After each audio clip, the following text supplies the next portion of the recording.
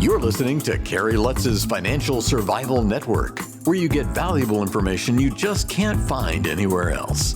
To thrive in today's trying times, you need the Financial Survival Network, now more than ever. Go to financialsurvivalnetwork.com and get your free newsletter and gift. Financial Survival Network, now more than ever. The week the silver suppression broke.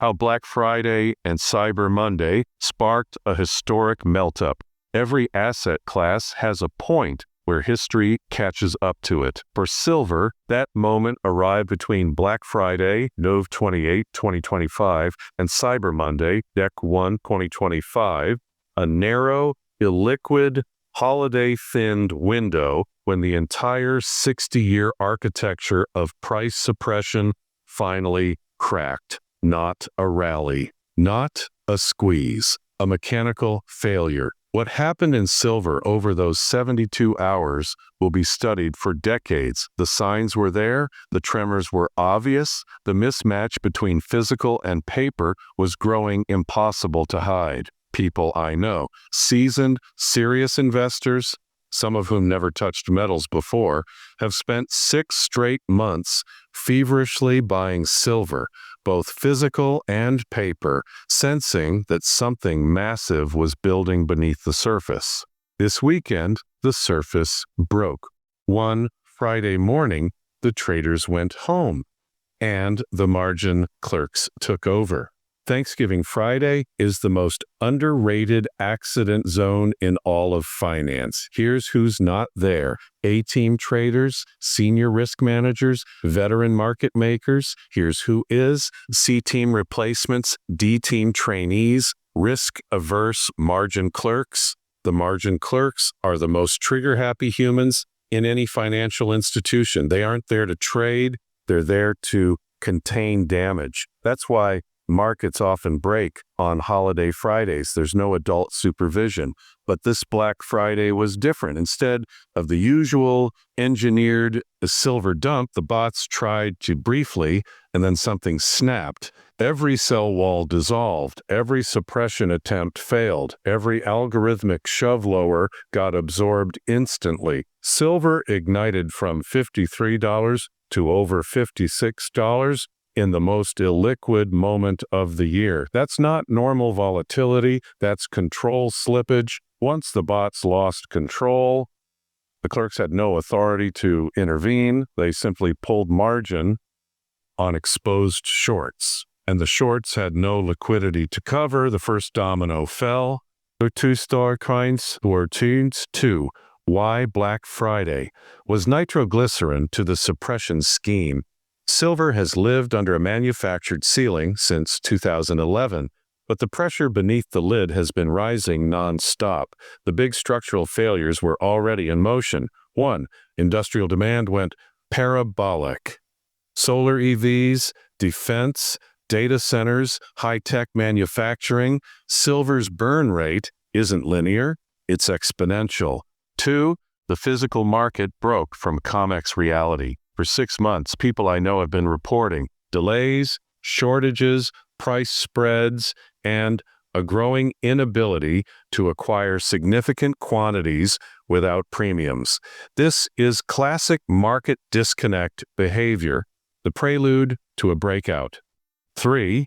The short positions became dangerously overstretched. Commercial shorts were sitting on an overloaded spring. Holiday liquidity plus exhausted selling algorithms. Entire disaster. Once silver crossed $55, the bots didn't just fail, they froze. That's the point where suppression stops being a strategy and becomes an engineering flaw.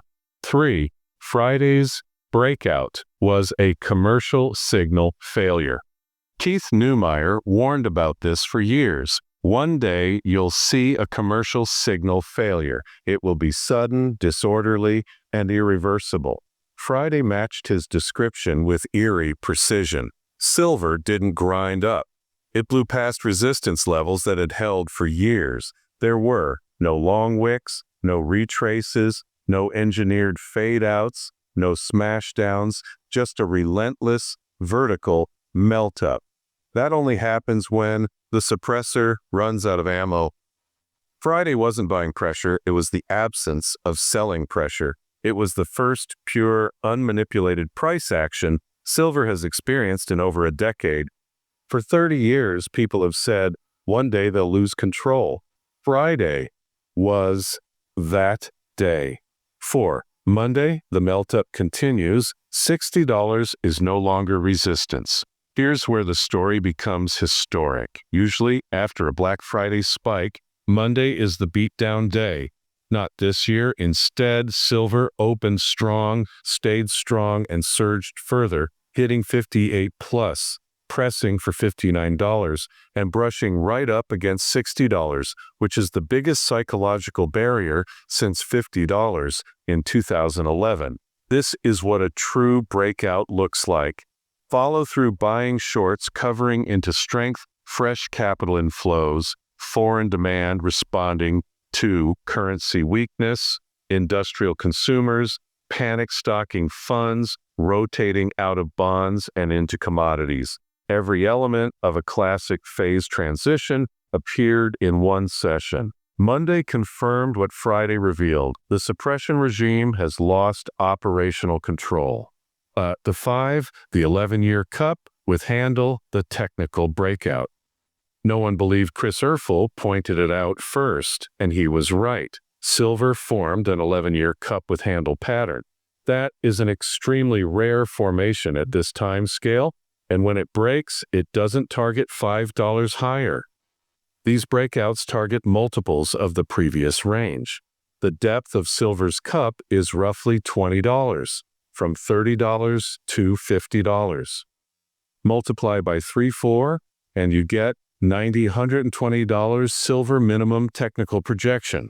This says nothing about monetary panic, sovereign debt crises, industrial shortages, ETF decoupling, geopolitical stress, currency instability. Those are multipliers. 6. Armstrong's ECM and March 14th, 2026 pi target. The next dominant turning point in Armstrong's ECM model is March 14th, 2026, a pi cycle date. Armstrong's arrays, as always cited carefully, suggest weakening dollar into 2026, sovereign debt acceleration, European, political, monetary risk, a potential commodity phase, transition, capital flight into private assets. When confidence in government debt breaks, capital flows into tangible private assets, not because they're inflation hedges, but because they lie outside political risk.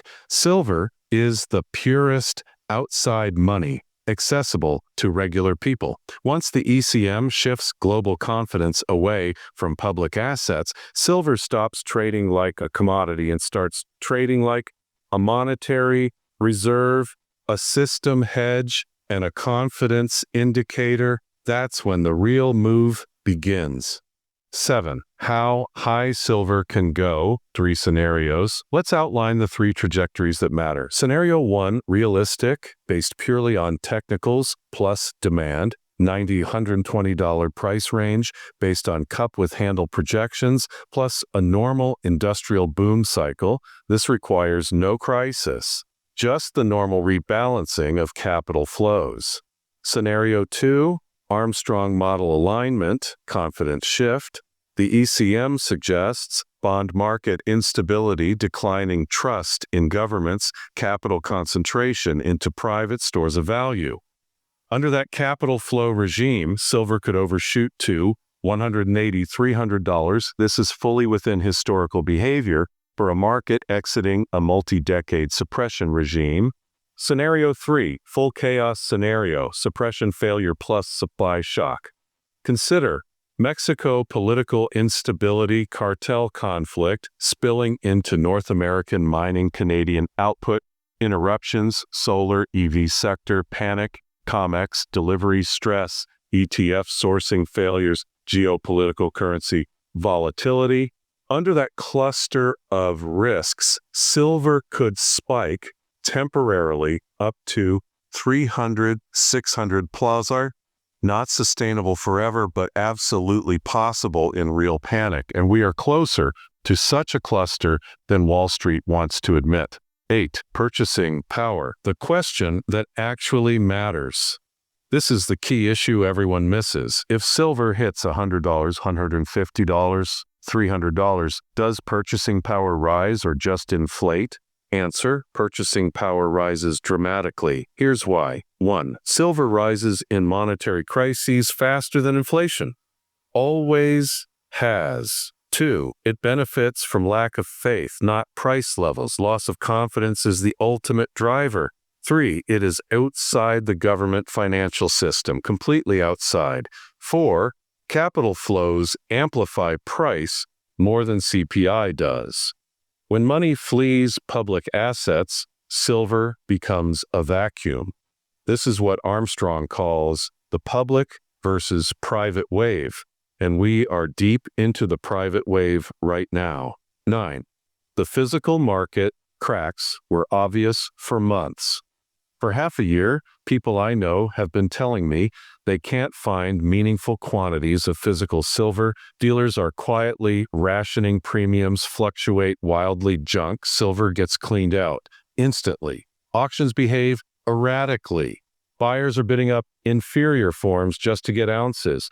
This is the pre-break environment you see right before a suppression failure. It's identical to gold in 2008, Bitcoin 2013, Bitcoin 2020, oil in 2007, silver in 1978.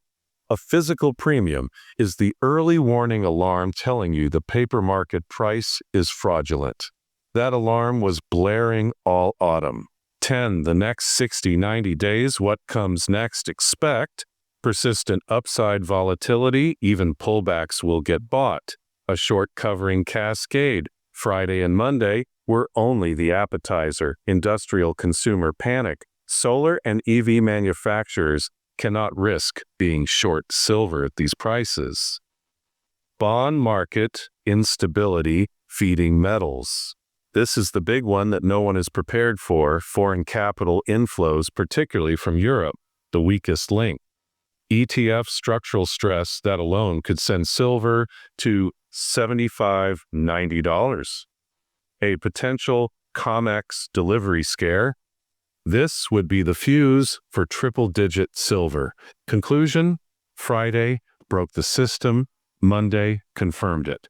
The silver market didn't go up, it escaped containment. Black Friday was the first uncontrolled move. Cyber Monday was the confirmation, a follow-through rally in the face of every attempted suppression algorithm. This is how suppression regimes collapse. Slowly, then all at once, then violently. We are entering the all-at-once phase. People close to the market have been loading up for months, not because they are speculators, but because they recognized the quiet death of the suppression system. Now the death is no longer quiet. The world is about to hear it.